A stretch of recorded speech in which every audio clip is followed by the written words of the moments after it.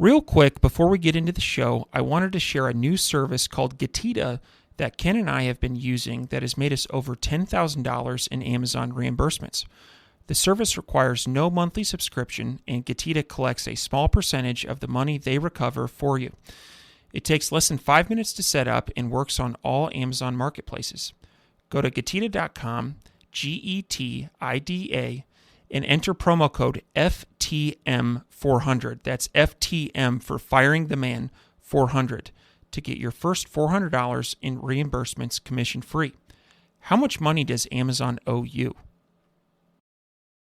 Welcome everyone to the Firing the Man podcast, a show for anyone who wants to be their own boss. If you sit in a cubicle every day and know you are capable of more, then join us. This show will help you build a business and grow your passive income streams in just a few short hours per day. And now your hosts, serial entrepreneurs David Schomer and Ken Wilson. Welcome back to the Firing the Man podcast, the show where we delve into the journeys of entrepreneurs who have taken the leap to build their own businesses. Today, we're excited to host Scott Austin, a seasoned e-commerce expert and owner of Jade Puma, a Shopify-focused agency based in San Diego, California. With decades of experience in e-commerce and technology sectors, Scott has collaborated with businesses of all sizes, from industry giants to emerging startups. His extensive background has equipped him with a comprehensive understanding of the strategies that drive online success.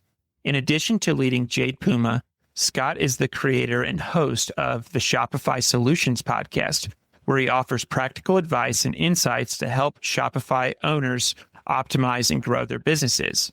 Beyond his professional endeavors, Scott is deeply committed to community engagement, notably through coaching youth roller derby teams, a testament to his dedication to mentorship and development both in and out of the business realm. In this episode, we'll explore Scott's entrepreneurial journey, the lessons he's learned from his diverse experiences, and his expert perspectives on scaling e-commerce ventures. Whether you're an aspiring entrepreneur or an established business owner, Scott's insights are sure to provide valuable guidance on navigating that dynamic world of online commerce. Scott, welcome to the show. Thanks for having me, David. How are you doing today? I'm doing great. Really looking forward to podcasting. I have been a fan of yours from afar and listened to a couple of your episodes, and which is why I reached out and invited you to the show. And so this is going to be a great show. Really looking forward to it. Now, to start things off, you've worked with Shopify stores of all sizes. What are the key traits that separate successful e-commerce businesses from those that struggle to gain traction? The way I think about businesses, and not just e-commerce, right? Businesses as a whole, I think all businesses fail and succeed by the people at them, right? Businesses are not about products and pricing models and things like that. It's about people. So what I see in e-commerce stores, because most e-commerce stores are starting, even established ones haven't been around for a century, right? So most of them are newer or learning, and it's all about the mindset of the people, whether they succeed or not, right? And in the mindset, there's a bunch of different things that can factor in. Like, are you willing to do the hard work? Because none of this is easy for anybody that's tried it, right?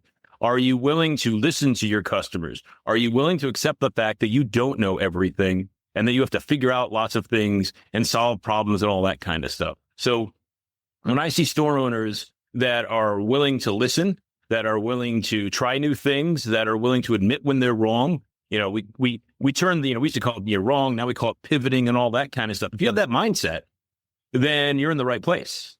Because this is a long grind. It's, nobody's successful overnight in e-commerce. If you're lucky, you're successful in a year or two. More likely, you're successful in 5 or 10, right? So you've got to have the mindset of, I don't know everything. I have to be willing to try new things, learn from those, listen to my customers, look at my business numbers, and adjust accordingly. And you start out, thinking you're going in one direction, and 5 years later, you're in a completely different space, but that's where you're successful because you had that mindset.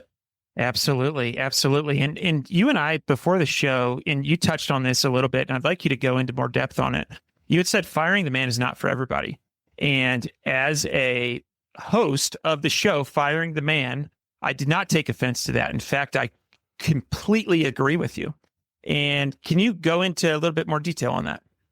Yeah, a lot of people talk about, oh, I want to be an entrepreneur, right? And if I swear in a minute here, it's just because I get so aggravated about this industry that we're in of good advice to good, honest people and how deceiving it is, right? Because you look on YouTube and you're like, you want to figure out how to do something. YouTube, number one research, place in the world. So you want to see how to get started in a Shopify store. And you'll see a YouTube video that says how to get your Shopify store started in 25 minutes or less. And then someone's going to one-up that. And theirs is in 21 minutes or less. Someone else is in 15. And soon you can start a Shopify store in 3 minutes or less, right?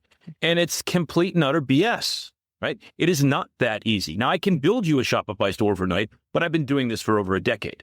So everybody thinks it's get rich quick and easy to do these kind of things, but it's not. So it takes the kind of person that understands that it's not easy, right? You have a podcast, you've had 276 episodes. That is a nightmare slog of work to make that happen, as you know, right? But everybody's like, oh, I'm just going to start a podcast and I'm going to be rich and famous because of it. But, you know all the work that goes behind making all those different episodes, and it's not easy. So too many people think that I'm just going to start a podcast and now I'm going to be successful. No, that's just the start of it, right? And then you got to do all the work behind it.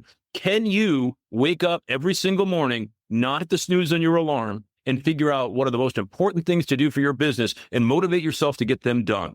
Most people, I believe, cannot. Now, those that can, the world is, their oyster kind of thing. For me, with my podcast, I don't allow myself to go to bed. So I publish every 2 weeks. I don't allow myself to go to bed on Sunday night before I publish on Wednesday until my podcast is locked and loaded. And sometimes that means I go to bed at 2 a.m. Sometimes I get it done on Saturday and it's all good. I don't let myself fail at that ever, right? If you have that mentality, you can be successful. If you're like, oh, I'm really sick this week. Oh, my cat's not feeling good. Oh, the Yankees lost. Whatever your excuse is, it's super easy to find reasons not to succeed. Successful entrepreneurs find ways to succeed. And I think that not everybody's designed that way. I fully agree with that. And if I was building an entrepreneur, there have been some common observations that I've made of successful people that I've had on the show. And I'm going to share a couple of these with you. And I'm curious if you have more to add to the list. But here are just some observations that I have. And if you don't have these characteristics, that doesn't mean that you can't be successful. But I do think that these help. Really gritty people that don't take no as an answer, I think is huge. I have observed that people that come from immigrant families, and I can't place my finger on it, but tend to have that grit that helps them be successful. People that didn't have rosy childhoods, people that have had some sort of struggle or trauma prior to their entrepreneurial journey tend to be pretty well suited for it. And so those are some like common observations that I had. If I were to build an entrepreneur, those are probably some characteristics that I would include. So any to add to the list? Well, of course, there's 1,000 to add, but you're absolutely right that, the immigrant one is a great one. It's just because, I believe that, the generation, the first generation Americans of immigrant families, their parents instilled them in a work ethic that we as Americans culturally, my family's been here since the freaking Mayflower, we're all way lazier than someone who's worked to get here, to have the privilege to be here, where for us it was a birthright, right? And so you have to be willing to do the hard work. And unfortunately, our culture is designed to tell people it's super easy, right? The 4-hour work week is my favorite example. That book was written in 2008, and it's actually based on some truths in 2008, right? So in 2008, to set up an e-commerce store, you had to invest $100,000 in servers, build your own code, and do all that. It was really hard to be, the table stakes was you had to build your own servers, right? And your own software. And then Shopify came around and all the other solutions, and anybody can build a store in 3 minutes or less. So the entire assumption of the 4-hour work week, which is this really big hump you got to get over, and then it's super easy. There's not a lot of competition. Well, that hump got leveled. And now everybody can do it. Everybody's still working on the 4-hour work week concept where like, oh, I'm just going to build this e-commerce store. It's going to make me tons of money. So, it goes back to the thing, we've been saying so far. This is freaking hard, really freaking hard. It is long. It is a slog. If you're here to get rich quick, move on, right? Invest in crypto. Exactly. There's something about the phrase passive income in e-commerce that have kind of been married up, and I don't exactly know why. I have not found e-commerce to be a source of passive income, and certainly there are instances where it may be on the spectrum of very active versus very passive, maybe be farther on the spectrum of towards passive, but I have not found it to be a passive income source. And so to kind of change the tune of our conversation or turn a corner here, I'd like to talk about Shopify. And, from your perspective, how has the Shopify ecosystem evolved over the past few years? And what should entrepreneurs be paying attention to in 2025 and beyond? So let me just start off with I've been working in Shopify since about 2013. I actually got started by building software that was agnostic to e-commerce platforms. And we quickly realized that Shopify was the best platform for us to build, integrate with because their whole app ecosystem. And B, the feature set of Shopify was way better than the competition, right? Back in 2013, you can maybe argue BigCommerce, but since then, for me, it's been an absolute no-brainer. Shopify is the undisputed right first choice for any small or medium-sized brand. And I mean $0 to $10 million a year. If you're going to build your own website and have your own brand, you must be on Shopify, in my humble opinion. No WooCommerce, no BigCommerce. So, and I believe that for now 12 years.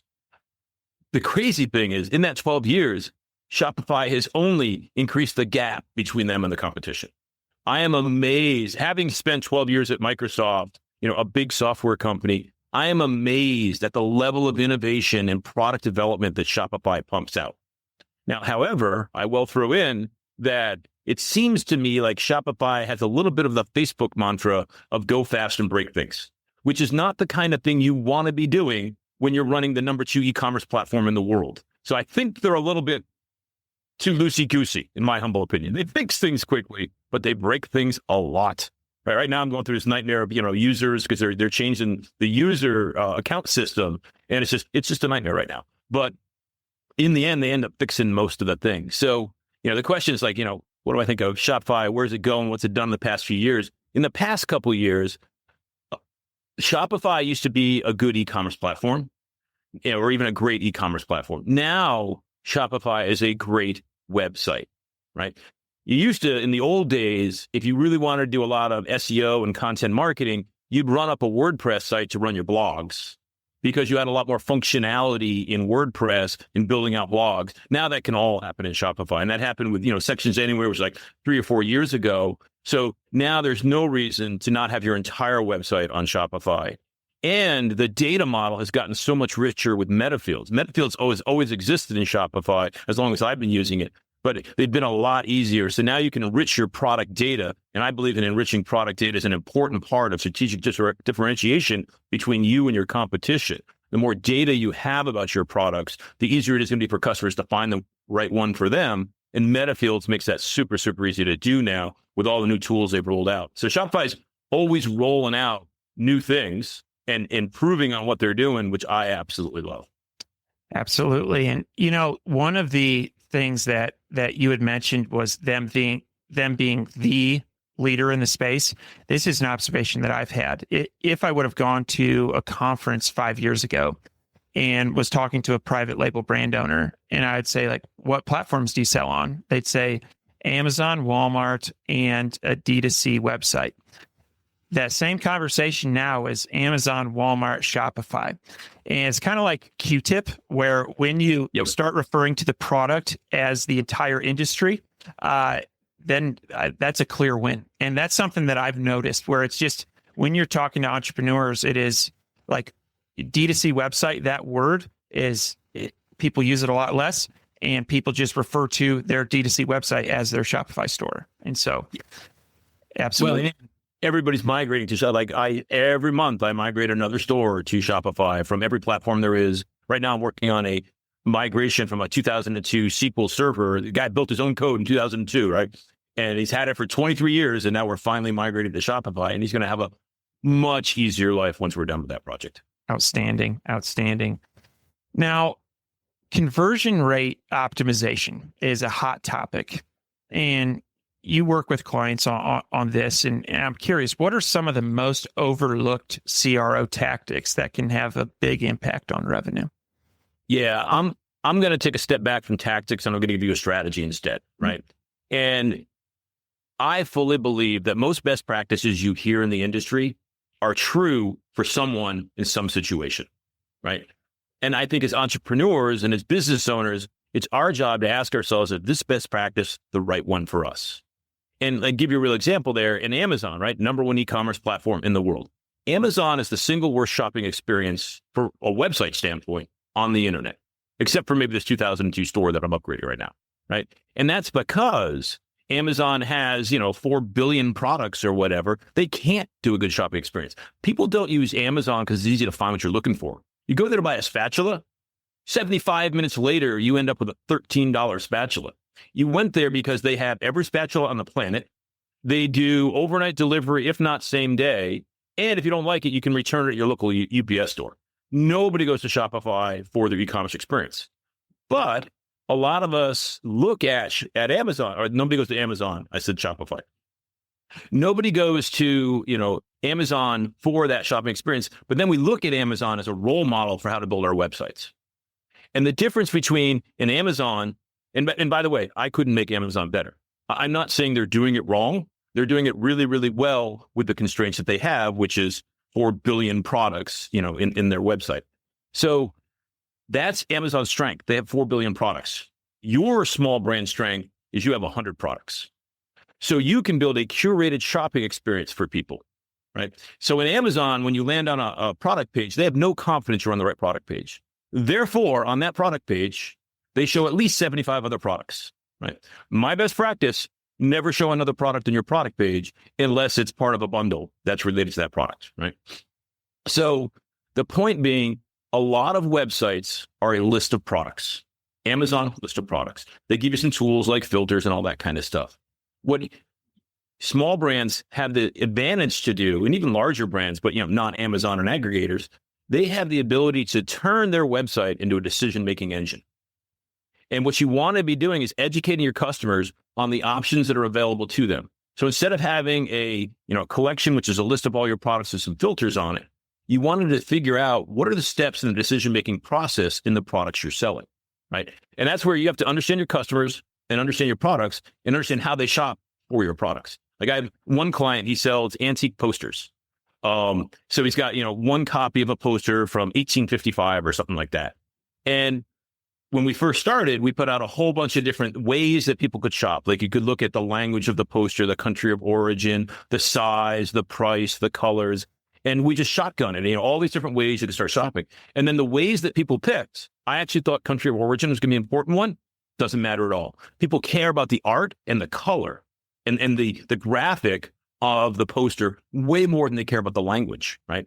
So the assumption we had going in was wrong, and we adjusted based on that. But we were able to make a decision-making engine for them. We found out the first thing they care about is the size of the poster. Is it a small one? Is it a large one? And then they care about the colors, and then they care about the topic that it is. And we built decision-making tools so that they could do that. Let's say that you have, you're doing supplements, let's say. Right now I'm working on 5 different supplement brands for some strange reason. And you have a catalog of supplements. Let's say you have 20 different supplements. A lot of people list their supplements, right? And they're like, hey, user, go figure it out for yourself. Because Amazon, they let you go figure it out for yourself. What you should be doing is saying to your customers, like, tell me something about yourself. Are you someone who's young and athletic and looking to improve your performance? Are you someone who's getting a little bit older and are you looking to age in place and, prevent cognitive decline, right?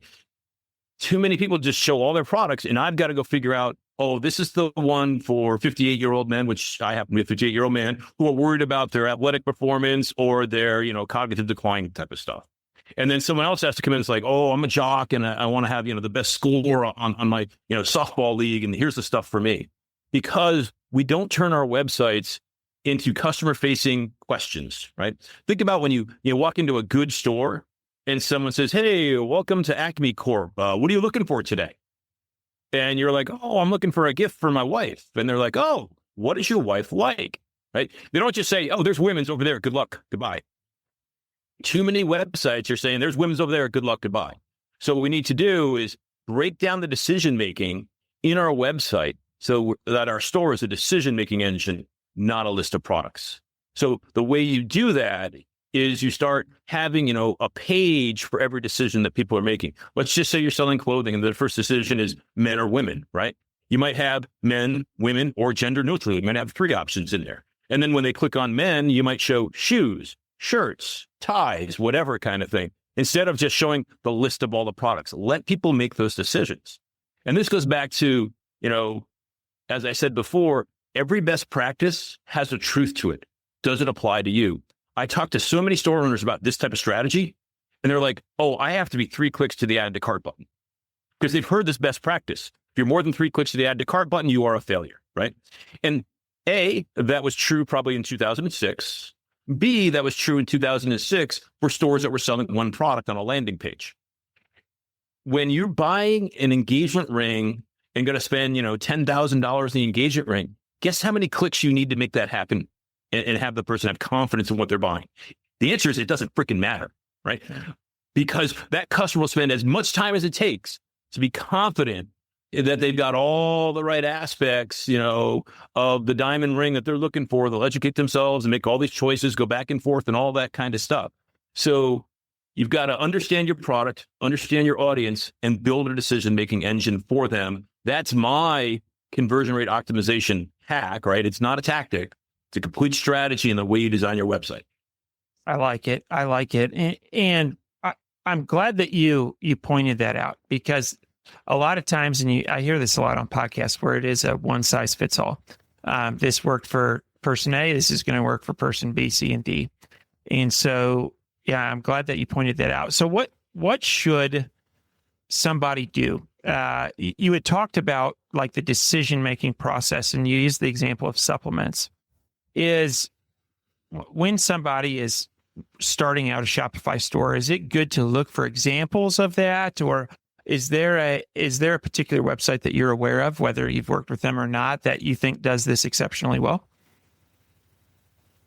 I fully believe you should always look at your competition, right? And I call it soaking, right? You need to soak in your industry. You need to know more about your competition than they do, which is, by the way, really easy. It amazes me how many store owners I talk to that have no idea what the text is in the email that goes out when somebody places an order, because they've never tested their own website as a customer, right? So if you soak in your own experience and in your competition's experience, and you can learn from each other, and I used to work at MSN. That's how I got into Microsoft in 1999. And for like 1999, 2000, 2001, MSN and Yahoo were the 2 number 1 portals back then, right? And you could literally see Yahoo tried something, MSN copied it.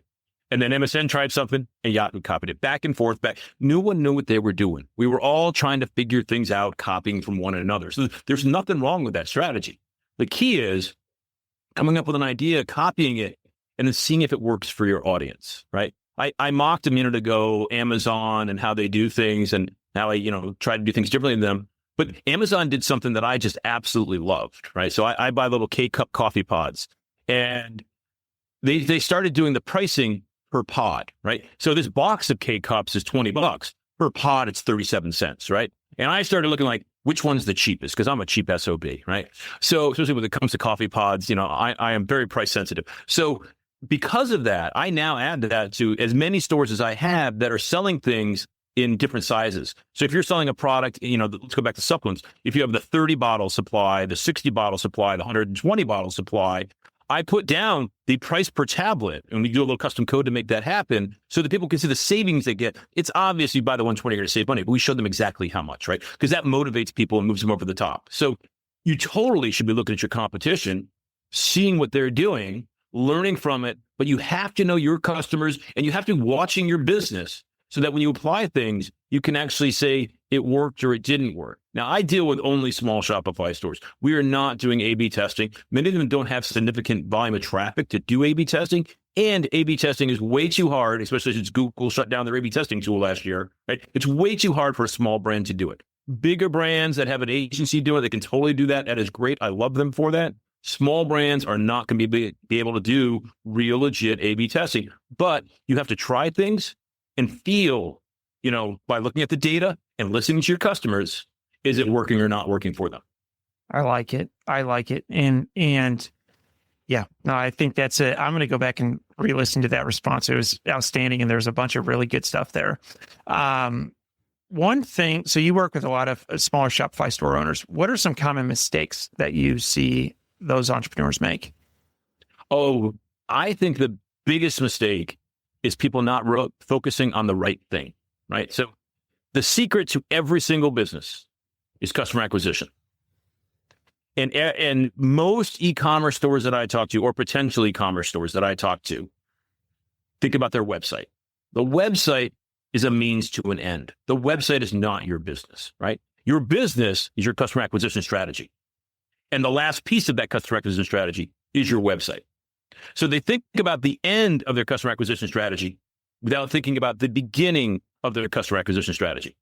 So I frequently talk my clients or potential clients out of investing in their website and talk them into investing in customer acquisition strategies, whether that be advertising, social, SEO, word of mouth, events and conferences, all those different channels, right?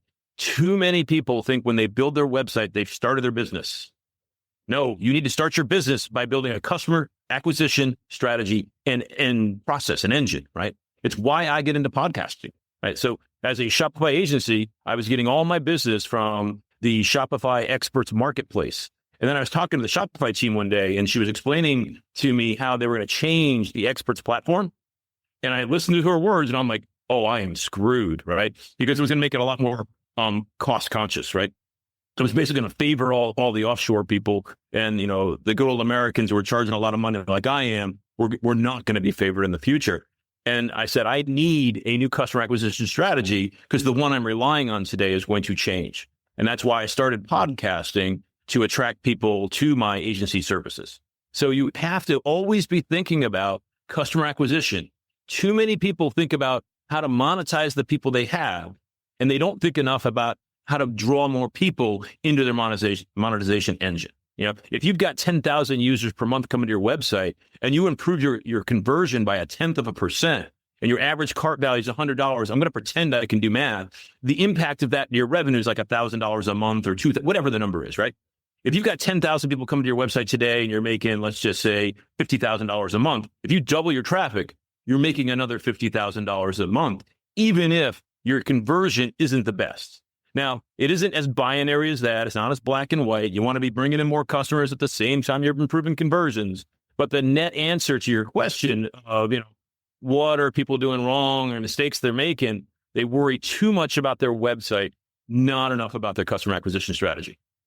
I want to dive into this a little bit more. And I'm reminded there's an excellent movie with Kevin Costner called Field of Dreams.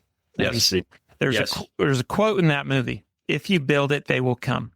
And I found that not to be true about websites, and which gets to the customer acquisition, is that you need to drive traffic. And it seems like there is seemingly infinite possibilities for sources of traffic, and Facebook ads, Google ads, influencers, email marketing, SMS marketing, and it is kind of overwhelming, the number of choices that people have. And so I'm curious, do you point people in any particular direction, or out of those sources of traffic that I listed out, do you favor any over others? Absolutely, right? So the first answer, like all of us are going to say, it depends, right?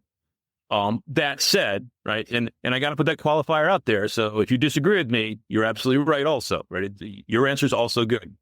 In general, here's what I see. And first of all, I just want to correct what you said. Email is not a customer acquisition strategy. Email is a customer retention strategy, right? And I point that out because I have so many people who want to work on their email first. And I'm like, no. When you have an email list of 1,000 people, then we'll implement email, not until, right? Kind of thing. So for a new e-commerce store, the way I recommend to do things, right? You build a minimal amount of website that you possibly can. And I think that you need to start investing in SEO on day one. Right. Now, SEO is not your primary strategy for acquiring traffic, but it's an important one. And it's one of those, free in air quotes sources of traffic, because it takes you a lot of effort up front. But, I'm today getting, traffic to my website from a blog article I created in 2014 kind of thing, right? It's the gift that keeps giving forever and ever. And when I say SEO, another thing I want to add there is SEO is not just Google, even though nobody optimizes for Bing or Bing, right? Search happens everywhere, right? The number 2 search engine on the planet, YouTube, right? Amazon, Etsy, TikTok, Instagram, they're all search engines now, right? So I think you have to optimize for Google organic and for YouTube on day one. So in other words, you should be doing video, right? So number one, you got to start working on an SEO strategy, because everybody should be doing SEO for the long term, and it is a long-term game. And you need to operationalize that into your business thinking, right? And by operationalizing it, what I mean is you need to have a goal. This is my humble opinion again, right? You can do it differently if you want to. You have a goal that says, I'm going to create SEO content at a cadence. Let's say you're going to do 1 blog article per week or 1 per month or whatever. You got to do that every week or every month, whatever it is. If you don't start making that part of your DNA from day one, it's one of those things you just keep kicking that can down the road. You're like, oh, SEO's, long pole. I'll get to it after I do all these other things. I think you got to start it off early, right? And a lot of my clients, because they're smaller brands, they like doing the non-paid stuff first, right? They like the idea of the organic things, and for a good reason. So number one, you want to start out with an SEO strategy, or start building out content for SEO and knowing what your strategy is and seeing how it works. And the number 2 thing you want to do is you want to do Google shopping ads, right? So today in Shopify, it's really easy to connect the Google and YouTube channel to your Shopify store, send your product feed off to Google Merchant, and then connect your Google Merchant to your Google ads and do shopping ads. Now, shopping ads, for those that don't know, if you do a search query on Google, let's just say you look for how to repair Nike sneakers, right? Google looks at that and says, oh, that's a, research or a DIY query. And it gives different types of ads. It probably does keyword ads for that. Sometimes it'll give, YouTube videos. If it thinks it's a shopping query, like blue Nike sneakers size 13, it'll say that's a shopping query. And it shows shopping ads. Shopping ads come from Google Merchant, which comes from your Shopify feed. It's all connected directly. And it's really easy and really relevant. You show up the top of algorithmic search, and you show up at the top of the shopping page. So shopping ads, easiest ones to set up of all the ads in the ecosystem. And they're really relevant. And all you do is you say, I want to spend $10 a month or $20 a month. You just put down the cost. So it's really easy to see if it's working for you, kind of thing. And then after that, you want to do remarketing, right? So you want to have anybody come to your site. You want to bug them as they walk around the internet for the next 2 weeks and remind them that you still exist. So those are my first 3 steps when I think about getting started on a store. Okay. That's and when you are talking about SEO, you are not talking, well, let me ask, backlinks. That is a topic that often comes up when people are talking about SEO. Do you think that is an essential part of the SEO strategy, or is that just kind of an ancillary topic within SEO? So backlinks used to be important, then they became non-important, and now they're important again. So it has to be part of your strategy. So in the old days, right, backlinks was one of the leading indicators of whether your content was good or bad. And then Google got good enough, and I saw this happen like overnight around 2019 in some stores where they would rank really low, get no traffic, and then Google changed the algorithm. And backlinks were no longer as important, and it evaluated the content of your website. I had a client who built world-class content in the medical space for the stuff they were doing, and he had the worst backlink of all his competition. And then all of a sudden, he became number 1 in SEO because he had the best content, right? But then the world of AI came out, and now Google, content is everywhere, and it's just ridiculous. So now Google's gone back to the old method of no longer evaluating the content as much, or they still evaluate it, but they also factor in backlinks. So backlinks, I used to say were not important in 2020 or so. Now they're important again. So you got to be thinking about that as part of your SEO strategy. I like it. Now, I want to talk about Shopify themes and customizations. And I think this is something that is pretty early on in terms of the decisions you need to make when launching a Shopify store. And so, how can a business owner strike the right balance between design aesthetics and performance? And are there any themes that like out of the box perform really, really well for a particular site?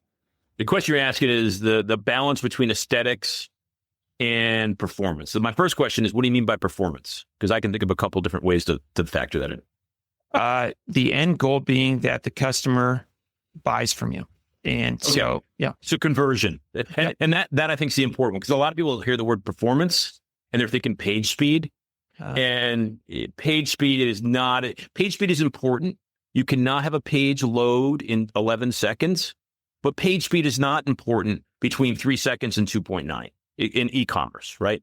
So too many people, it's one of those things, they focus too much on page speed when they should focus on getting more customers kind of thing. But performance on conversion, I totally love, right? So your question is the balance between aesthetics and conversion. I believe that most e-commerce stores, remember, I deal with small brands, right? So I'm not working with Kylie Jenner Cosmetics, for example. This is not an answer for a brand like that. I believe, form follows function.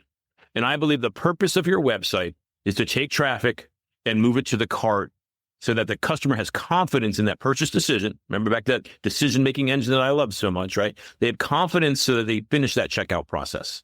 In other words, I don't care what the aesthetics are. What I care is customers get to where they want to be and understand it. So I focus way more time on the funnel, on the performance of the site. And then, and don't get me wrong, aesthetics is important. You can't have a garbage-looking website. You can't have grammatical errors, but I don't need flashy animations, big fancy videos, scrolling effects as they move up and down the page. I think most of that is just stroking our own egos and a waste of time and energy. Like, my favorite example with my clients is they want to do a slideshow on the homepage, right? And I said, the only people that are going to look at slide number 2 on your homepage are you and me. Your customers don't care about it. They don't have time for it. They're just scrolling, right? They want to get to results. They're not going to watch 5 different messages 3 seconds apart. We're just doing it for ourselves, right? So, how do I strike the right balance between aesthetics and performance? Performance. Don't fuck up your aesthetics, right? Don't look stupid. Don't look amateur. You need to look professional. You need to know what your brand standards are. These are my colors, right? These are my fonts. You need consistency across the board. I'm absolutely diligent about that kind of stuff. But if you want a fancy little animation thing that shows the unboxing of the thing, if you're not making $1 million a year, maybe even a month, you're wasting your time. I really like that. And I think that does take a lot of pressure off of the entrepreneur when getting that minimum viable product to send traffic to, because it does seem like there's a lot of possibilities on things that you could add different modules and whatnot that may not necessarily be beneficial. And so I really like that response. Do you have any examples of websites that you think do it really well? And that's something when I'm learning about something, oftentimes going and looking at a website that's doing it exceptionally well or whatever it may be is helpful. And so are there any, whether you've worked with them or not, that you think do it exceptionally well? I don't spend a lot of time looking at others. I just look at my clients' websites and work on them most of the time and their competition. So as I look at my websites, like one of my favorite clients is JT from reptochip.com. They sell the most unsexy thing on the planet. They take coconut, they break up the coconut shell, and then they ship it to you, and you put that in the bottom of your tank for your frog or your turtle as the bottom, the floor for these animals to live in, right? Substrate. Yet, their products, they have different sizes and different shapes and forms and all that kind of stuff, and different animals and different things. So we've spent the past 2.5 years trying to turn his website, which is just a list of 6 or 7 products, into a decision-making engine. So if you have a northern diamondback terrapin turtle, we now have a page for that says, hey, the northern diamondback terrapin turtle that uses these types of things. And he's actually making videos and an ebook for each animal type. There's 275 animal types that he's working on this website, right? So that's where you're not trying to sell your product. You're trying to help your customer with their need, right? It's sort of like when, whatever car you have, when you go to a car website, you tell them what car you have. Well, if you have a pet website, why don't you tell them what kind of pet you have? Exactly. And then they answer the question specifically, right? So I have a 2013 Ford C-Max. If my battery dies, it tells me this exact battery fits in your car. We need to do the same thing in our website for our customers' needs. I like that. I think that's a really good practical example, like the cars. I mean, I think everyone's been on a car website and understands that process of getting you to where you need to be. And so, this has been an outstanding interview. I think we probably could go on for another couple hours, but want to be respectful of your time. At the end of every podcast, we have something called the Fire Round. It's 4 questions that we ask every guest at the end of the show. Scott, are you ready? I am ready. Let's do this. What is your favorite book? In the space that we're talking about, right, my favorite book is The Lean Startup. When I first read that, I think Eric wrote that in about 2008. I think I read it in 2011 when I started my first startup. So much of it resonated with me and things that I had done in my past, different tactical best practices I had. But what Eric did is he wrapped that into a whole program and a way of thinking, right? And the way I summarize The Lean Startup to people that haven't read it, it's simple as this. With your business, everything you have is an assumption. And your job is to validate your assumptions. So basically your job as a startup is to learn. It's not to maximize your revenue today. It's to maximize your learnings and minimize your unknowns. And the more you learn, the smarter you're going to be about the decisions that you're going to make. And that's what Lean Startup tries to explain to people is, changing your mindset of as you're starting and growing your business, it's not about, the money you're making today. It's about how much better you understand your customers so that the product you offer to them tomorrow is better than the one you're offering to them today. I like it. And I second that. That's an outstanding book. Number 2, what are your hobbies? My hobbies these days are pickleball and my pack of little chihuahuas. Very nice. Very nice. What is one thing that you do not miss about working for the man? There's not much that I miss about working for the man. For me, the biggest one is bureaucracy, right? So many large corporations, you end up, everybody has a veto right. Everybody can voice their opinion and everybody's trying to stop projects instead of move them forward. What I love about, the entrepreneurial side of things, and one of the reasons I work with only small brands is when we're talking back and forth, we make a decision right then and we move forward, right? I had a Fortune 500 client that I was working with in Shopify, and we'd get on the call. There'd be 12 of them, one of me, and 2 things always happened. The person we needed to make the decision was not in the call. And the person that was going to do the work from the decision was not on the call. And a bunch of middle managers were just there, drinking coffee or whatever they're kind of doing. So I love the pace at which you can move, right? Because it's all about those learnings, right? There's nothing wrong with making mistakes in air quotes. They're not mistakes. They're things you tried that didn't work. Therefore, you are now smarter than you were yesterday about those kind of things. I fully agree with that. And bureaucracy is a very common answer to this one. And so, yes. Final question. What do you think sets apart successful e-commerce entrepreneurs from those who give up, fail, or never get started? 2 pieces to that, and they're quite related, right? First is they do the work. Second is they do the right work, right? So on the they do the work, right? Back to the Ref to Chip example where they're going to have these landing pages for 275 different animals, and they're going to have, videos for, they got to do all that work, right? And that's hard. In any business that you're working on, there's lots of work that needs to be done. But sometimes people do lots of work, but it's the wrong work. Like they're working on their website instead of working on customer acquisition, right? So you also have to make sure you're doing the right work. So you need that grit to do the work, but you also need that common sense or intelligence or awareness of your business, understanding of your customers to make sure you're doing the right work. I think that's an outstanding answer. Now, for people that have listened to this and would be potentially interested in working with you, who's your ideal client at Jade Puma?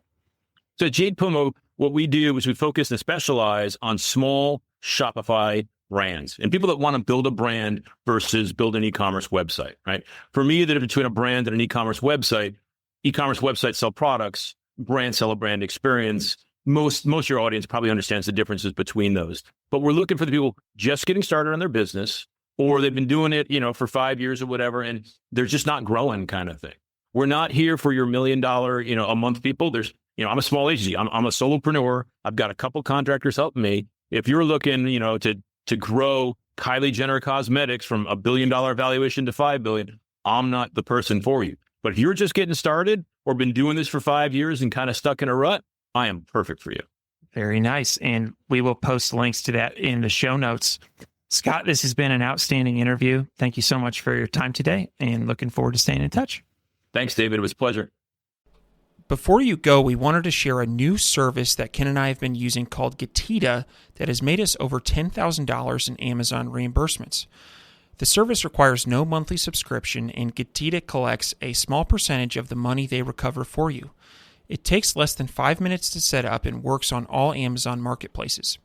Go to Getita.com, Getida.com, and enter promo code FTM400. That's FTM for Firing the Man 400 to get your first $400 in reimbursements commission free. How much money does Amazon owe you?